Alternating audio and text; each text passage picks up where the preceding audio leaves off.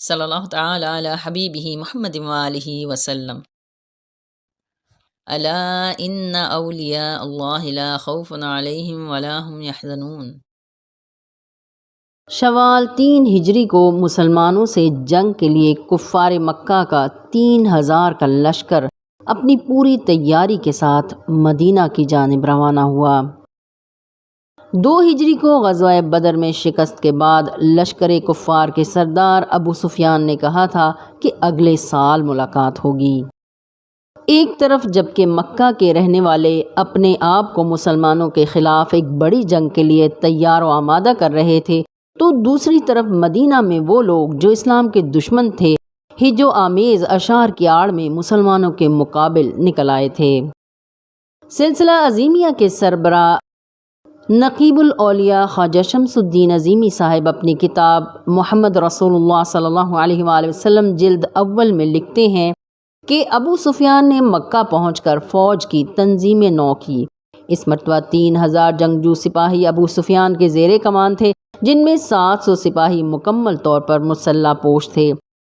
ابو سفیان کی بیوی ہند نے مدینے کی طرف عازم سفر ہوئی۔ وہ اعلان کر چکی تھی کہ مسلمانوں کے ناک، کان اور ہاتھ کاٹ کر ان کا ہار اپنے گلے میں ڈالے گی۔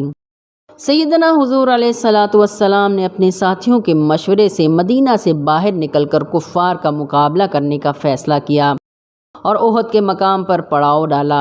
منافقین کے سردار عبداللہ بن ابی نے شریک ہونے سے انکار اس لیے کر دیا کہ میرا مشورہ نہیں مانا گیا۔ سورہ آل عمران میں اللہ تعالیٰ یوں ارشاد فرماتا ہے، اور تاکہ اللہ انہیں بھی جان لے جنہوں نے منافقت کی اور ان سے کہا گیا کہ آؤ اللہ کی راہ میں لڑائی کرو یا دفاع کرو، تو انہوں نے کہا کہ ہم لڑائی جانتے تو یقیناً تمہاری پیروی کرتے۔ یہ لوگ ایمان کی نسبت آج کفر کے زیادہ قریب ہیں، منہ سے ایسی بات کہتے ہیں جو دل میں نہیں ہے، اور یہ جو کچھ چھپاتے ہیں اللہ اسے جانتا ہے۔ اس لشکر میں بڑے بڑے سرداروں کی بیویاں بھی تھیں۔ ابو سفیان کی بیوی نے راستے میں ایک مقام پر جب قافلہ رکا تو پوچھا یہ کون سی جگہ ہے؟ بتایا گیا کہ ابوا ہے، یہاں محمد صلی اللہ علیہ وآلہ وسلم کی والدہ کی قبر ہے۔ ہند نے بیلچہ پکڑا اور اپنے ساتھیوں کے ہمراہ جا کر محمد صلی اللہ علیہ وآلہ وسلم کی والدہ سیدہ آمنہ کی قبر مسمار کر دی۔ احد کے میدان میں مسلمان لشکر کی تعداد 700 تھی، جبکہ کفار کے لشکر کی تعداد 3000 تھی۔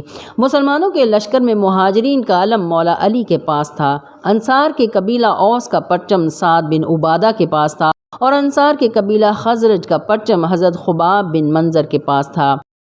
مشرکین کے لشکر کا پرچم بردار طلحہ بن ابی طلحہ بدوی تھا۔ یہ قریش کا نہایت بہادر شاہ سوار اور پہلوان تھا۔ کفار کے لشکر کی جانب سے طلحہ بن ابی طلحہ نے پکارا، یا محمد، جس کو جنت میں جانے کا شوق ہے اس کو بھیجو۔ کوئی بھی اس کے مقابلے کے لیے نہیں نکلا۔ یہ سن کر نبی نے فرمایا، علی کہاں ہے؟ مولا علی نے عرض کیا، حاضر ہوں۔ آپ صلی اللہ علیہ وآلہ وسلم نے فرمایا، اس کی زبان بند کرو۔ طلحہ بن ابی طلحہ اس وقت اونٹ پر سوار تھا۔ حضرت علی نے وہاں سے چھلانگ لگائی اور اونٹ کے پیچھے سے چڑھ کر علم بردار طلحہ کی گردن اتار دی۔ یہ دیکھ کر رسول اللہ صلی اللہ علیہ وآلہ وسلم نے نعرہ لگایا، اللہ اکبر۔ اس کے بعد جنگ شروع ہو گئی۔ جنگ شروع ہونے سے پہلے حضور پاک صلی اللہ علیہ وآلہ وسلم نے حضرت عبداللہ بن جبیر کی سربراہی میں 50 صحابہ کرام کو اپنے عقب کی حفاظت کے لیے احد پہاڑ کے درے میں کھڑا کیا اور ان سے فرمایا، ہم جنگ جیتیں یا ہاریں، ہم دشمنوں کے ٹکڑے کر دیں یا دشمن ہمارے ٹکڑے کر دیں، آپ اپنی جگہ نہیں چھوڑیں گے جب تک میں کسی کو تمہارے پاس بلانے کے لیے نہ بھیجوں۔ احد پہاڑ مدینہ کا ایک مشہور پہاڑ ہے۔ یہ علیحدہ منفرد اور منقطع پہاڑ کا ٹکڑا ہے، اس لیے اس کا نام احد ہے۔ حدیث رسول صلی اللہ علیہ وآلہ وسلم ہے کہ یہ وہ پہاڑ ہے جو ہم سے محبت رکھتا ہے اور ہم اس سے محبت رکھتے ہیں، جو جنت کے دروازوں میں سے ایک دروازہ ہے۔ جنگ احد میں بڑے بڑے نامی گرامی کفار ہلاک ہوئے، ان کی صفیں درہم برہم ہو گئیں۔ جوش اور غیرت دلانے کے لیے دف بجا بجا کر اشعار سنانے والی قریشی عورتیں کفار کی پسپائی دیکھ کر بھاگنے پر مجبور ہو گئیں۔ قریش مکہ کا جھنڈا جب زمین پر گر گیا تو کوئی کافر اسے اٹھا نہ سکا۔ غزوہ احد کے شروع میں مسلمانوں کی فتح کو دیکھتے ہوئے 48 صحابہ غنیمت غنیمت کہہ کر دوڑ پڑے اور درہ چھوڑ دیا، اور وہاں پیچھے سے حضرت خالد بن ولید نے اپنے ساتھیوں کے ہمراہ مسلمانوں پر حملہ کر دیا۔ درے میں موجود 2 صحابی مقابلے پر ڈٹ گئے لیکن جلد شہید ہو گئے۔ عقب سے حملہ ہونے پر بھاگنے والے مشرکین واپس آ گئے اور مسلمان درمیان میں پس گئے۔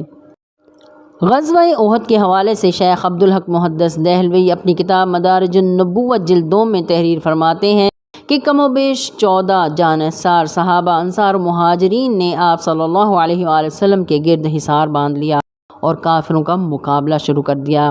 اس دوران حضرت عکاشہ کی تلوار ٹوٹ گئی تو رسول خدا نے فرمایا کوئی لکڑی لے آؤ، وہ لے آئے تو آپ صلی اللہ علیہ وآلہ وسلم نے اس پر ہاتھ پھیرا تو وہ تلوار بن گئی۔ اس وقت رسول اللہ صلی اللہ علیہ وآلہ وسلم کے قریب 9 صحابہ کرام موجود تھے۔ کفار نے بھرپور حملہ کیا اور 7 صحابی شہید ہو گئے۔ اس موقع پر جانثاری کی اعلیٰ ترین مثالیں سامنے آئیں۔ حضرت ابو دجانہ دشمنوں میں گھرے ہوئے اپنے محبوب پیغمبر صلی اللہ علیہ وآلہ وسلم تک پہنچے تو آپ صلی اللہ علیہ وآلہ وسلم کے آگے ڈھال بن کر کھڑے ہو گئے اور تیروں کی برسات روکنے کے لیے اپنی پشت کو ڈھال بنا دیا۔ اسی طرح حضرت طلحہ آپ صلی اللہ علیہ وآلہ وسلم پر بچ گئے اور کفار مکہ کے بیشتر حملے انہوں نے اپنے جسم پر روک لیے۔ جنگ کے دوران مولا علی کی تلوار بھی ٹوٹ گئی۔ رسول خدا صلی اللہ علیہ وآلہ وسلم نے آسمان کی جانب دیکھا، جبرائیل آ گئے، ان کے ہاتھ میں تلوار تھی۔ جبرائیل نے وہ تلوار جس کا نام ذوالفقار تھا علی کو دے دی۔ اس تلوار کے ایک طرف لکھا ہوا تھا جو دوسروں پر رحم نہیں کرتا اس پر رحم نہیں کیا جاتا، دوسری جانب لکھا ہوا تھا جو رشتہ دار تجھ سے قطع تعلق کرے تو اس سے تعلق رکھ۔ اور یہ تلوار ذوالفقار دونوں طرف سے کاٹتی تھی، 2 دھاری تلوار تھی۔ مولا علی کی تلوار ذوالفقار بہت سمجھدار تھی، میان میں 3 فٹ اور باہر نکل کر 7 فٹ ہو جاتی تھی۔ منافقوں اور کافروں کو قتل کرتی تھی اور اگر کوئی مومن نظر آتا تو اسے چھوڑ دیتی تھی۔ جب یہ تلوار مولا علی کے ہاتھ میں آئی تو اس وقت غیب سے آواز آئی، جنت کے ایک فرشتے رضوان نے آسمان سے پکارا، ذوالفقار جیسی کوئی تلوار نہیں اور علی جیسا کوئی جوان نہیں۔ اسے شعر کی صورت میں عاشق رسول علامہ محمد اقبال نے یوں لکھا ہے: شاہ مرداں شیر یزداں قوت پروردگار، لا فتح الا علی لا سیف الا ذوالفقار۔ گویا یہ بازگشت، یہ نعرہ سب سے پہلے فرشتوں نے لگایا۔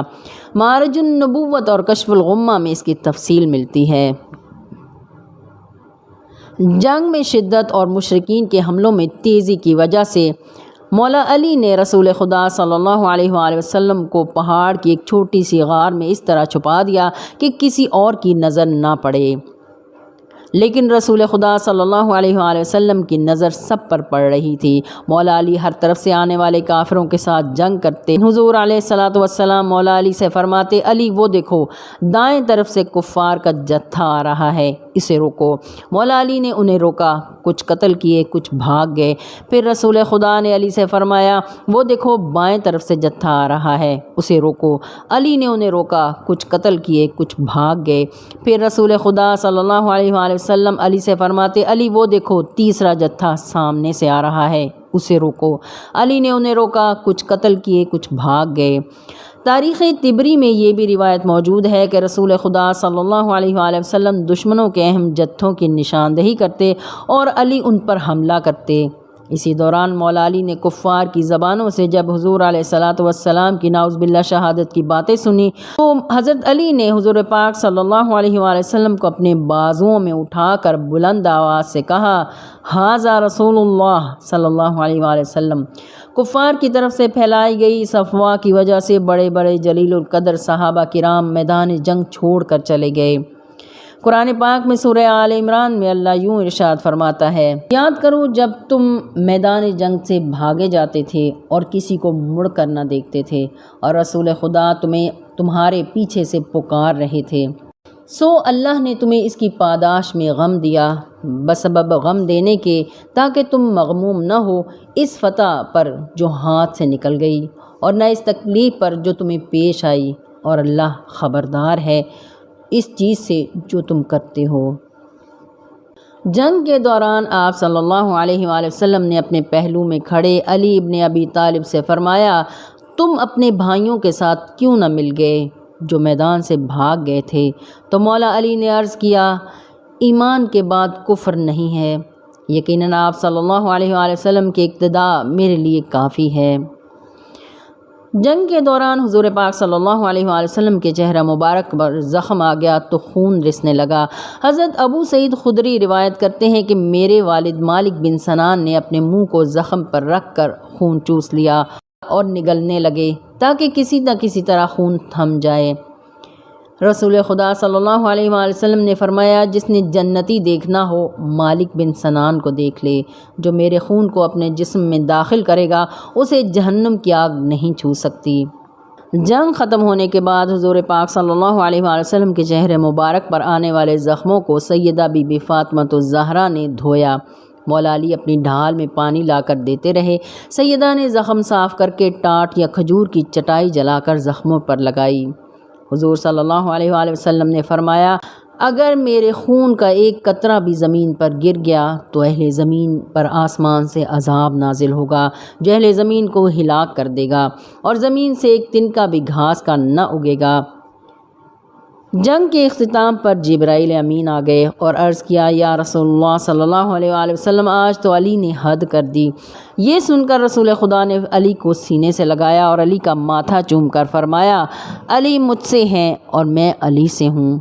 یہ فرمان رسول سن کر جبرائیل نے آپ صلی اللہ علیہ وآلہ وسلم کے پاؤں مبارک پر ہاتھ رکھ کر عرض کیا، آپ صلی اللہ علیہ وآلہ وسلم کی اس بات سے اللہ آپ سے خوش ہے، مگر میں اس بات میں ایک بات کا اضافہ کرنا چاہتا ہوں، میں آپ دونوں میں سے ہوں۔ جنگ کے بعد مولا علی نے حضور پاک صلی اللہ علیہ وآلہ وسلم سے عرض کیا، یا رسول اللہ، جنگ احد میں مجھے 16 زخم آئے۔ 4 زخم ایسے تھے کہ میں زمین پر گر پڑتا تھا، مگر ہر بار ایک خوبصورت جوان جس سے بڑی خوشبو آ رہی تھی وہ مجھے اٹھا کر کھڑا کر دیتا اور کہتا، لڑو، اللہ اور اللہ کا رسول تم سے راضی ہیں۔ یہ سن کر حضور پاک صلی اللہ علیہ وآلہ وسلم نے فرمایا، تم اس جوان کو پہچانتے ہو؟ تو مولا نے عرض کیا، وہ داہیہ قلبی کے مشابہ تھا۔ آپ صلی اللہ علیہ وآلہ وسلم نے فرمایا، اللہ تمہاری آنکھیں روشن فرمائے، وہ جبرائیل تھے۔ غزوہ احد میں 70 مسلمان شہید ہوئے، 6 مہاجرین اور 64 انصار مدینہ۔ اس جنگ میں آپ صلی اللہ علیہ وآلہ وسلم کے چچا حضرت حمزہ بھی شہید ہوئے۔ جنگ احد میں ابو سفیان کی بیوی ہند نے ایک غلام وحشی کو حضرت حمزہ کے قتل پر مامور کیا۔ اس نے جنگ میں حضرت حمزہ کو ڈھونڈ لیا اور ان کی طاق میں بیٹھ گیا۔ حضرت حمزہ بڑی دلیری سے تلوار چلا رہے تھے، وحشی کو ان کا سامنا کرنے کی جرت نہیں ہوئی۔ جب اس نے دیکھا کہ حضرت حمزہ کے پشت اس کی طرف ہے تو اس نے اپنا نیزہ اتنی قوت سے ان کی طرف پھینکا کہ نیزے کی نوک سینے کے پار ہو گئی اور حضرت حمزہ کی روح پرواز کر گئی۔ ابو سفیان کی بیوی ہند نے سنا کہ حمزہ وحشی کے ہاتھوں قتل ہو چکے ہیں تو اس نے اسی لمحے نہ صرف وحشی غلام کو آزاد کر دیا بلکہ میدان جنگ میں کھڑے کھڑے اپنے کنگن اور ہار اتار کر اسے دے دیے اور ایک تیز دھار چاقو سے حضرت حمزہ کا پیٹ چاک کر کے جگر نکال کر چبانا شروع کر دیا۔ پھر اس نے ان کے ناک اور کان کاٹے۔ ہند جگر خور نے اسی پر اکتفا نہیں کیا بلکہ قریب پڑی ہوئی مسلمانوں کی لاشوں کے کان اور ناک کاٹ کر ڈوری میں پرو کر ہار بنایا اور گلے میں ڈال کر وحشیانہ رقص کیا۔ اپنے چچا کا لاشا مبارک دیکھ کر آپ صلی اللہ علیہ وآلہ وسلم کو شدید صدمہ پہنچا۔ رسول خدا نے دیکھا کہ چچا کا پیٹ، سینہ چاک اور کلیجہ چبا کر پھینک دیا گیا ہے، کان اور ناک بھی کٹے ہوئے ہیں۔ اسی دوران آپ صلی اللہ علیہ وآلہ وسلم کی پھوپھی سیدہ صفیہ کے دردناک مرثیوں اور سیدہ فاطمہ الزہرا بطول کے غم انگیز نالوں سے یوں معلوم ہوتا تھا جیسے میدان احد میں قیامت ٹوٹ پڑی ہے۔ رسول خدا نے سیدہ فاطمہ سے فرمایا، تیرے جیسا صدمہ کسی کو نہیں پہنچا۔ حضرت عبداللہ ابن مسعود سے روایت ہے کہ رسول خدا صلی اللہ علیہ وآلہ وسلم کو حضرت حمزہ پر رونے کی مانند کبھی روتا نہ دیکھا گیا۔ آپ صلی اللہ علیہ وآلہ وسلم ان کے جنازے پر کھڑے تھے اور رو رہے تھے۔ فرمایا، اے حمزہ، اے عم رسول، اے اسد اللہ و رسولہ، اے نیکیاں کرنے والے، اے کاشف الکرب، سختیوں کے جھیلنے والے، حضور پاک صلی اللہ علیہ وآلہ وسلم نے حضرت حمزہ کے جنازے پر 70 تکبیریں فرمائی۔ ایک اور روایت میں آتا ہے کہ حضور پاک صلی اللہ علیہ وآلہ وسلم نے 70 بار حضرت حمزہ کی نماز جنازہ پڑھی اور فرمایا جو بھی حمزہ کی قبر پر حاضر ہو کر ان کو سلام کرے گا وہ قیامت تک جواب دیں گے۔ سیدہ بی بی فاطمہ الزہرا بطول ہر جمعۃ المبارک کو اپنے چچا حضرت حمزہ کی قبر پر جایا کرتیں اور سب سے پہلے مٹی کی تسبیح حضرت حمزہ کی قبر کی مٹی سے سیدہ فاطمہ الزہرا بطول نے بنائی۔ علامہ ناصر عباس فرماتے ہیں کہ مکہ کے روحانی گورنر حضرت ابو طالب علیہ السلام ہیں، جبکہ مدینہ کے روحانی گورنر حضرت امیر حمزہ رضی اللہ تعالی عنہ ہیں۔ جنگی احد میں مسلمانوں کو پہنچنے والے نقصان کے باعث یہودیوں نے پروپیگنڈا شروع کر دیا اور لوگوں سے کہنے لگے اگر محمد اللہ کے رسول ہوتے تو انہیں شکست نہ ہوتی ہی۔ اس موقع پر سورہ آل عمران کی یہ آیت نازل ہوئی، کافروں کا مقابلہ کرنا نبیوں کا قدیم دستور ہے، اس سے پہلے بھی نبیوں پر تکالیف گزری ہیں لیکن وہ یاس و ناامیدی کا شکار نہیں ہوئے بلکہ وہ استقامت اور پائیداری کی وجہ سے کامیاب ہوئے، اور اللہ صاحب استقامت لوگوں کو دوست رکھتا ہے۔